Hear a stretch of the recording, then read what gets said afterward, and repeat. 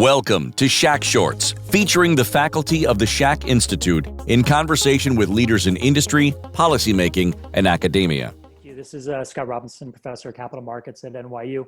I'm here with Brad Thomas, who's a seasoned commercial real estate investor and who evolved into the REIT space probably about 15 years ago or so, and now runs one of the largest retail focused REIT research platforms, REIT. He's going to talk to us about what's been going on in the market in the REIT space, his thoughts about why different sectors are trading the way they are, and what the post-virus REIT market might look like. And I think it's interesting to note, Brad, that you come about your REIT analysis more from a cash flow stability point of view. You're really a dividend guy more than an appreciation or growth guy. So I think your mindset in this marketplace will be very valuable. Absolutely, and it's good to see you, and I hope everybody who's watching this is safe. I know it's some really difficult times right now. So yeah, Scott, I think overall, I am a dividend guy. Glad you pointed that out. But I think it's important to stress that dividends really are the critical part of price appreciation. So we not only look for dividends, but we look for we're a total return investor as well. But we recognize that dividend growth and dividend safety really is a common denominator. They're so closely correlated that, together. So right now, we've really recalibrated our entire coverage spectrum. And to be clear, our coverage spectrum really consists of a lot of companies. Now I've got a number of analysts who are CFAs who work with me to provide research and analysis for the entire universe. We don't cover residential mortgage REITs. We do cover commercial mortgage REITs.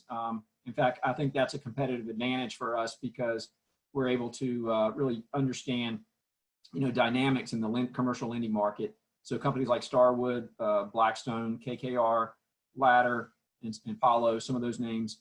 But we cover all the property sectors, all traditional sectors, obviously, multifamily, industrial, net lease, retail, and even the kind of the newer specialty subsectors, prisons, gaming, cell towers, and even energy, some of that.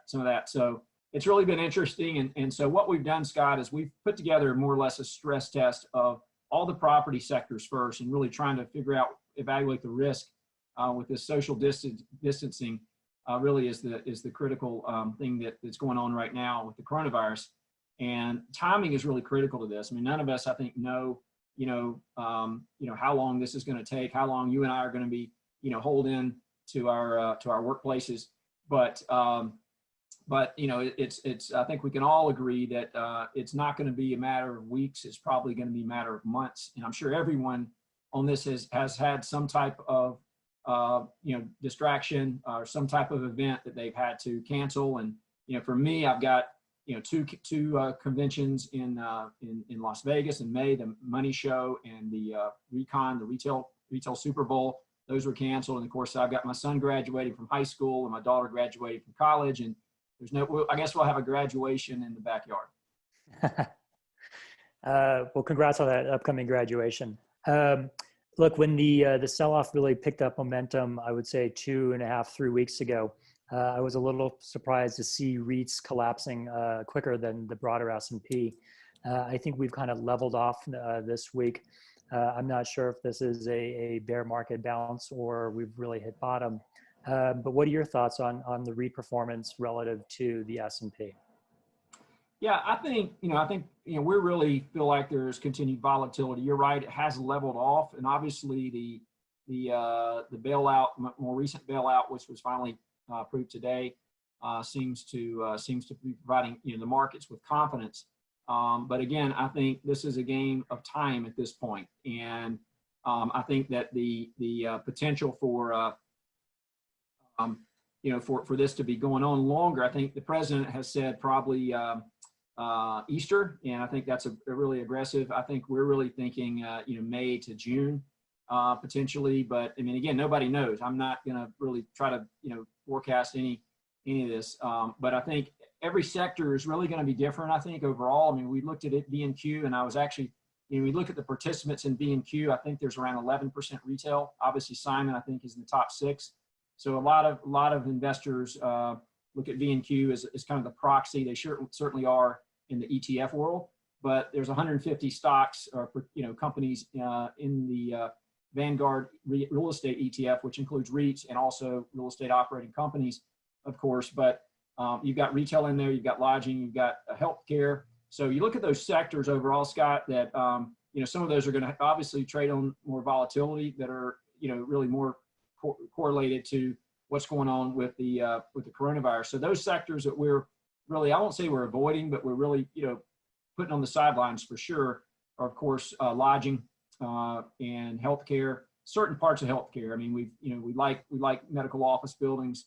Some of those more longer term contractual leases, with investment grade companies and hospitals like that. But where I think the real stress or risk is in healthcare, of course, is senior housing is going to continue to have that volatility. Again, that's the big time question.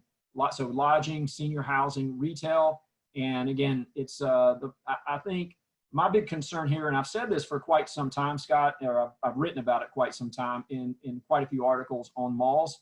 There's about 7 mall REITs that we cover, from the big bad wolf Simon to the smaller, say, P REIT, Pennsylvania REIT, and Washington Prime, and everybody in the middle, CBL and Macerich, and even Taubman. Throw them in. Taubman, of course, now merging with Simon and then Tanger. So when you look at all these companies, I think what I really foresee is if this goes longer than expected, I foresee potential really major disruption in the mall space. We already know, I think it's very clear that the U.S. has many more malls than is necessary. There's around 1,400 malls roughly in the U.S., traditional malls, that is, with anchors.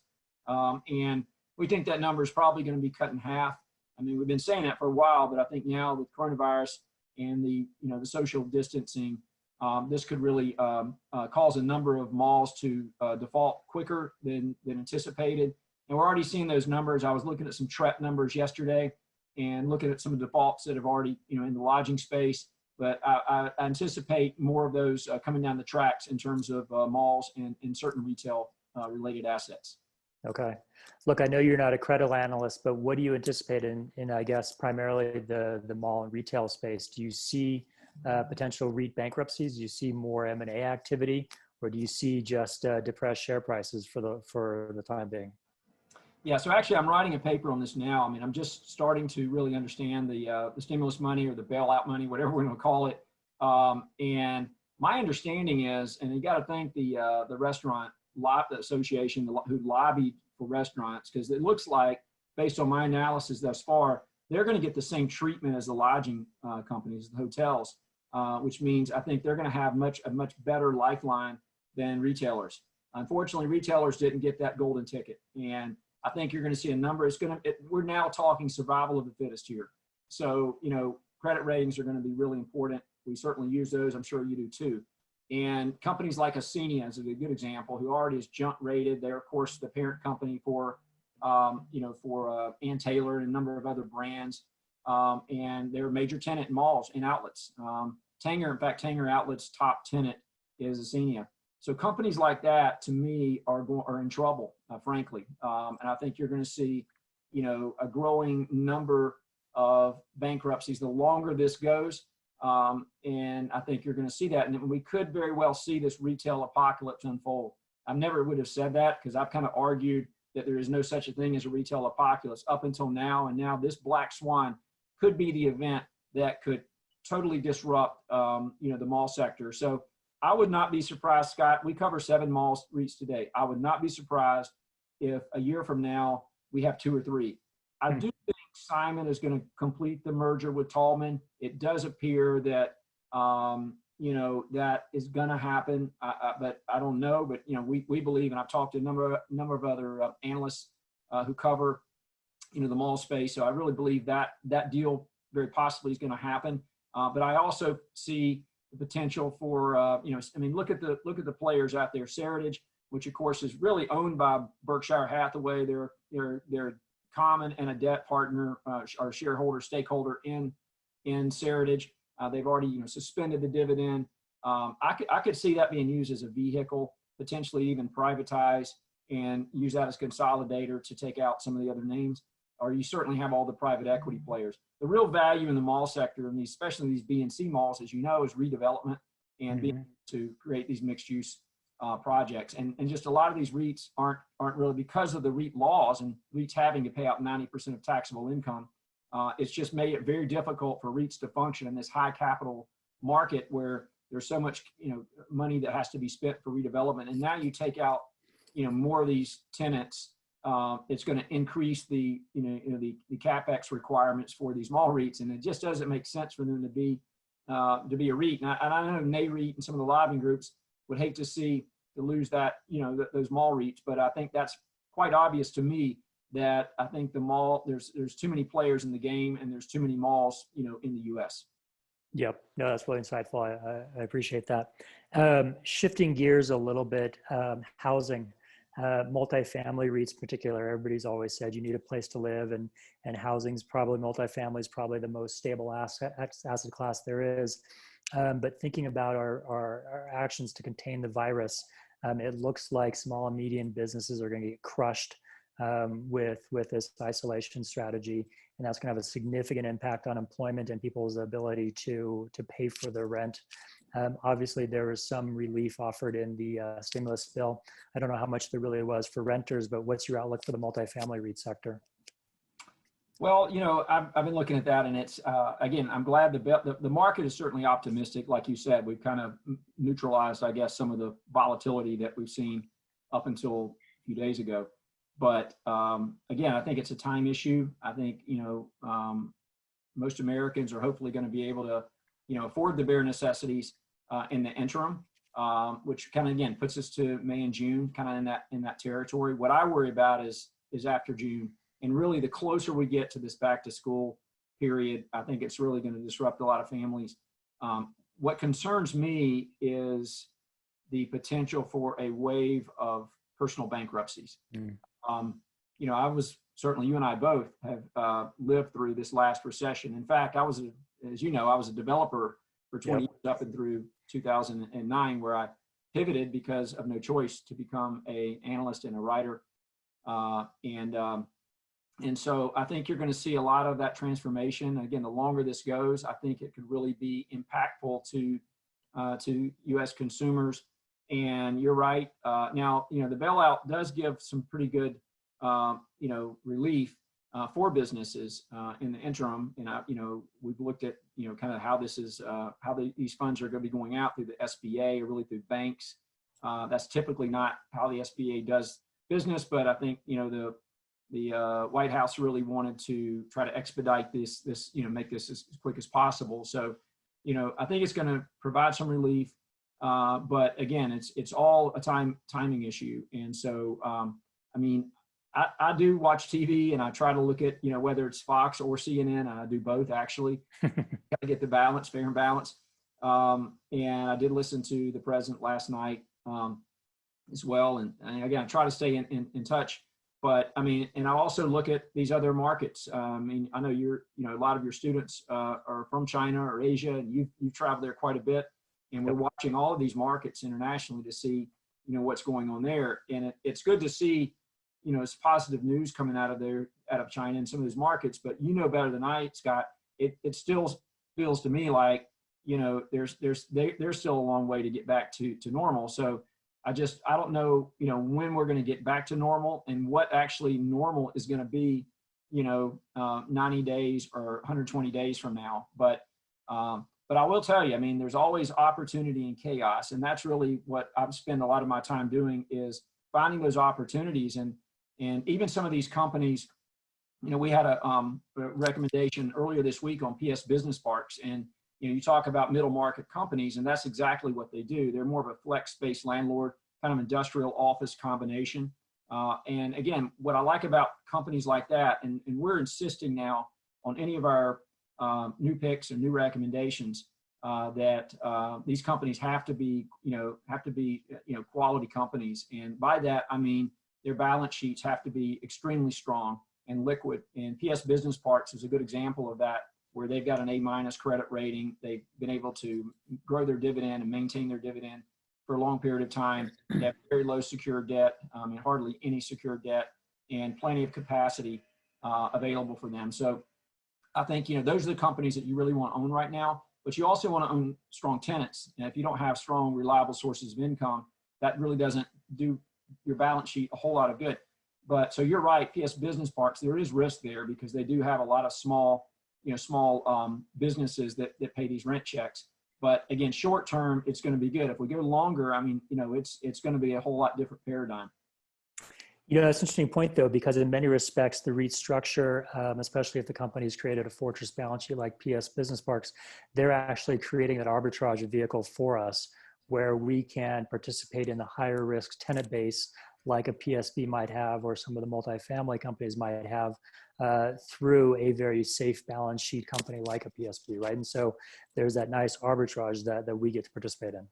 Absolutely. And, again, another thing I'm doing is I take a lot of calls with management teams, and they're all available, even though, different at their homes.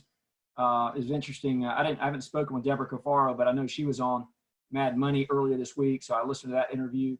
And of course, she took the abundance of caution and withdrew $2.7 billion from her credit, from her revolver. And I think you're going to see more companies doing that, just being more cautious. All of us have gone through that last recession and know the feeling that we had there without that liquidity. And then again, the good thing is that, the bailout is providing a lot of confidence and a lot of liquidity, for this market. The question is, how long is that money going to last? And, I'm hoping for the best. I really hope this, what I'm doing and what you're doing and hopefully your students are doing, keeping the social distancing, hopefully that's going to flatten this curve and allow us to get back to some level of normalization. The other thing I want to mention here, Scott, is, and I've written about this a good bit, is just the behavioral habits of people that are being formed. I mean, I'll take a good example personally is I go to the gym. I'm not in great shape like you, Scott, but I go to the gym and Anytime Fitness, and I've been going, for about every day when I'm in town. And for the last 2 weeks, I haven't gone. And instead I go across the street from Anytime and I walk the Target's parking lot, a couple laps, maybe 3 miles around the Target parking lot every morning. Nobody's there, 7 o'clock. And I'm now going to cancel that gym membership. I'm like, why am I going to pay $49 or whatever for 4 more months for nothing? I mean, I could use that to buy milk. And so, that's a habit. And I wonder if when I say cancel, will I actually go back to that gym?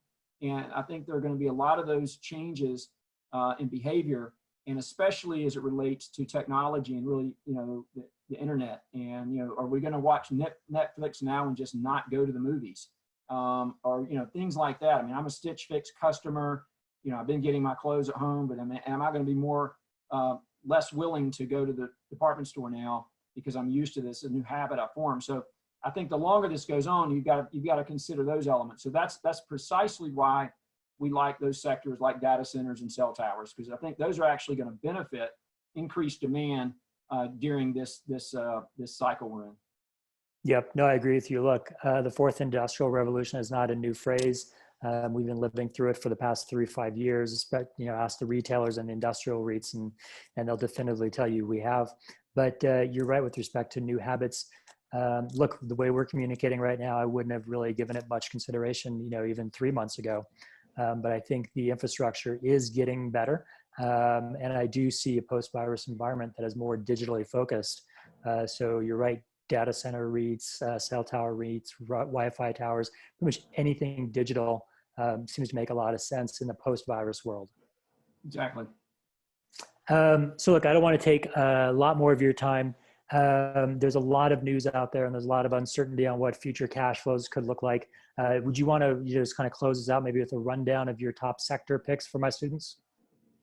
Yeah, so we actually put together a new portfolio. We call it the Cash is King portfolio. So we all know cash is king, but really it's cash flow that's king. So those picks are all companies that we believe, have enduring cash flow characteristics, and will be able to continue to generate, earnings or FFO, funds from operations, growth and dividend growth, and maintain a safe dividend. So I've already mentioned one of those names that we have in there, PS Business Parks. I like that company.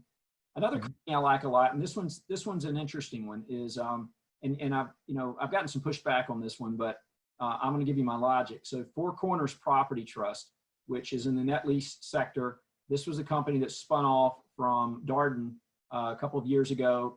Darden, of course, owns, they're the conglomerate for Olive Garden and Longhorns and several other brands. Now they are investment grade rated, so we've done our homework and made sure Darden is a solid tenant. And this kind of goes back to what I've told our investors is in this market, you want to have a strong landlord and a strong tenant. You don't want to have one or the other. You want to have both. And so I think with Four Corners, that's ticker symbol FCPT, Four Corners Property Trust. They've got about 700 locations. They have diversified beyond Darden, so they have some Burger Kings and other fast food and casual dining. So it is the pushback I get is, well, you're investing in restaurants and there's no restaurants open. That's true. Now there's some takeout. But takeout is not paying the bills at all. Now, as I said, we've got some really good news because restaurants are included in this new bailout money. So even a large restaurant, you can take up to $10 million, is my understanding, per location from the government, for this bailout money. So even though like Cheesecake Factory's CEO decided yesterday to quit paying rent, that was kind of silly because now he's going to be able to utilize $10 million per location to pay his rent and pay his employees and really keep these businesses going until this is over. And so what I like about Four Corners is, you've got to imagine, eventually, this too will pass. There's no question that this will eventually end. And so you've got 700 locations scattered across the U.S. and none of those in New York or San Francisco. So most of the concentrations is suburban markets across the country and where there's not as much, concentration risk here with coronavirus. And so I think those will bounce back, sooner than say some of the other intense markets like New York City. But I guess the point of this is, we believe that Olive Garden now, especially more now than in Darden, with this bailout, they'll be able to continue to pay rent. And again, there's actually a pretty decent cushion or margin of safety with Four Corners payout ratio in terms of their coverages. They have really the strongest coverage in the net lease space. And so from a risk adjusted perspective, this was absolutely screaming buy. Now we bought in when the yield was 8.5. Again, since then, we've kind of leveled off. I think the yield's 6.5. But we've done good with that company. I still think it's a great, terrific buy. And you think about it like this. I was an investor and a developer for a long time. And, I was able to buy 700 locations in one day from Olive Garden at a 8.5 cap rate with a 12-year weighted average lease term. And that is a steal. And so those types of opportunities are really what I'm looking for when I can go in.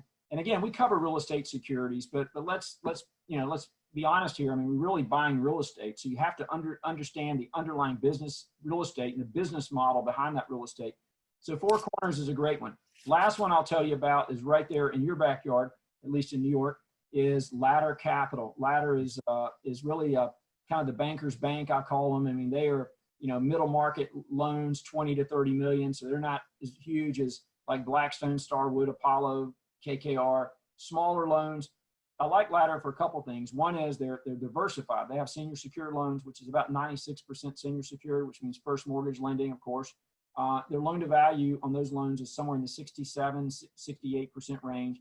So very, very decent fundamentals in terms of their senior secured portfolio. They do have a couple of defaults. And by the way, they do have some lodging exposure. And we've pointed that out because that is a risk. And by the way, Blackstone has significant lodging exposure as well, maybe 18% with Blackstone. But Ladder's able to mitigate that risk because they are they're smaller loans. So they're much more diversified portfolio. So a default's not going to be as huge as say a default for a Blackstone versus a Ladder. So that's number one. We like that sector. We also like the fact that Ladder invests in real estate, predominantly is net lease, Walgreens and Dollar Generals, very durable sources of income. About $1 billion of capital are in that business, and they could double that business. They are in CMBS, Scott, and this is a sector that you probably know better than anybody.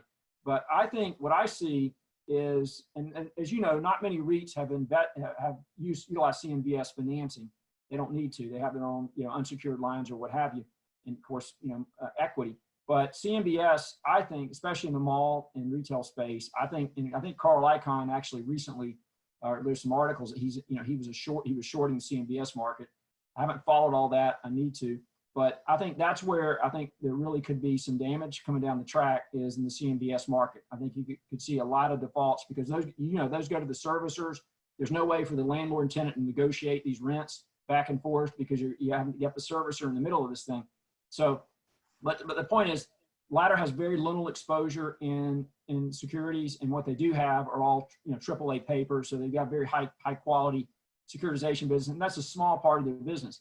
The final thing I like about Ladder is the management team owns around 13 or 14%, and Brian Harris, the CEO, has a significant stake in the company. And so we actually got into Ladder Monday at 375, and we're up 140% yesterday in a week. Now, that's volatility. We should have had this call on Wednesday. I knew it. Yeah. Actually, I picked up like 300 subscribers this week. But anyway, we're still in Ladder. I mean, like I said, we're in it for the long term. We're not market timers. We believe time in the market is the way to play this game. And of course, we're all investing in real estate. I mean, the way you make money is through appreciation, letting those rent checks continue to accumulate and utilize the power of compounding. So those two principles really still apply, but it's all about buying low and selling high. And all REITs are cheap right now. And I tell people right now, I mean, just you got to be very tactical in this market. And so again, we're stressing two things: quality is number one, value is number two, but we've got to have quality before value. And so that's where we really differentiate ourselves from a lot of our peers. Nice. Well, good insight, great picks. I think I appreciate your time, and I respect your background that you brought to the REIT space. I think it's really valuable bringing that developer hard asset background to the securities market. So thank you for that. Look, again, I appreciate your time. Would you mind sharing your contact information with my students if they have any further questions? Yeah. Absolutely. So I've got two websites. One of them is bradtom.com. That's bradtom.com. That's my personal site. You can sign up for my newsletter there if you'd like. We do a weekly daily newsletter. And then I have a website called ireitinvestor.com, IREIT investor.com. And I'm open to talk to anybody at all if anybody has any questions. And Scott, I look forward to seeing you all in the class in New York here pretty soon, hopefully. Yes, appreciate that. We'll have a beer in person next time. Sounds good. All right, thanks, Brad. Appreciate your time. Take care. Thank you. All right, stay healthy. Bye. Thanks.